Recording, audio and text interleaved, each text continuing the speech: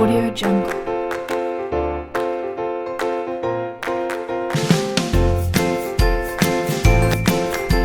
Assalamualaikum warahmatullahi wabarakatuh.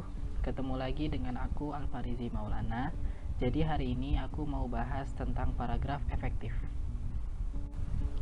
Nah, paragraf itu apa sih? Jadi paragraf itu adalah suatu gagasan yang berbentuk serangkaian kalimat yang saling berkaitan satu sama lain. Nama lain dari paragraf ialah wacana mini. Kegunaan dari paragraf adalah untuk menjadi penanda dimulainya topik baru dan memisahkan gagasan-gagasan utama yang berbeda. Nah, paragraf efektif sendiri adalah paragraf yang di dalamnya terdapat pesan yang jelas. Paragraf yang efektif selalu mampu mengarahkan pembaca kemana arah pembicaraan topik utama.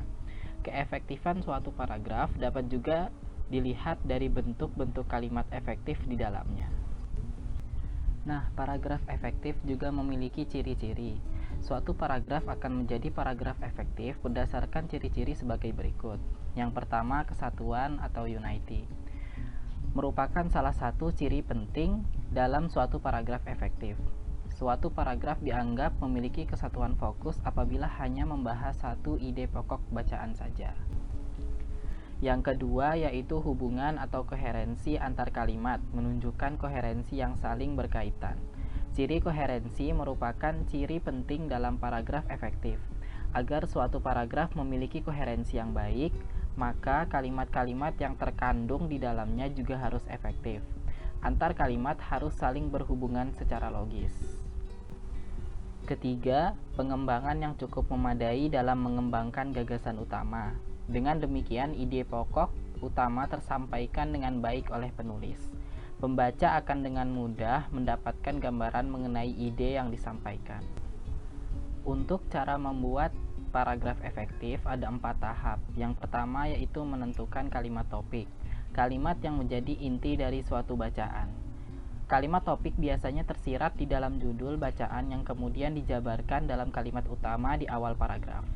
Kedua, menentukan kalimat penjelas, merupakan uraian mengenai kalimat yang berisi penjelasan atau rincian kalimat utama dalam suatu paragraf.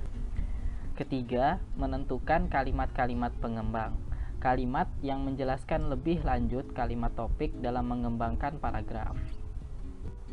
Keempat, menentukan kalimat kesimpulan, kesimpulan yang diambil dari sebuah paragraf atau merupakan inti dari paragraf itu.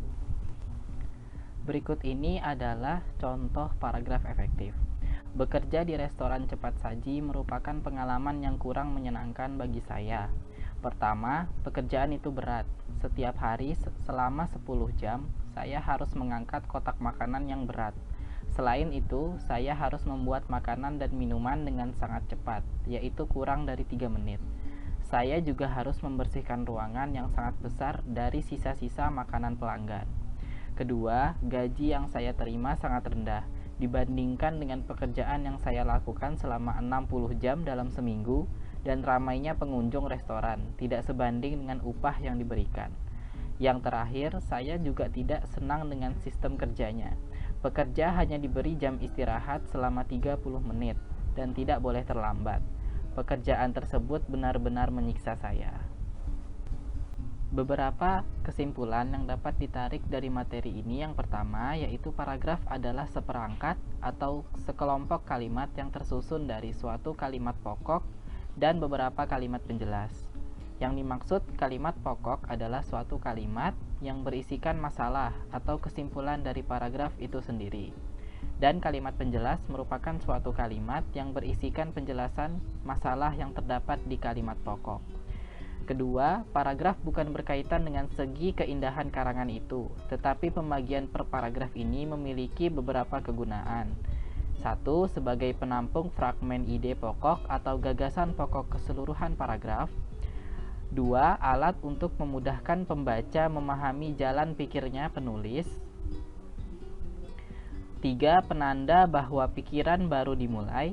4. Alat bagi pengarang untuk mengembangkan jalan pikiran secara sistematis. Kelima, dalam rangka keseluruhan karangan, paragraf dapat berguna bagi pengantar, transisi, dan penutup. Audio Jungle.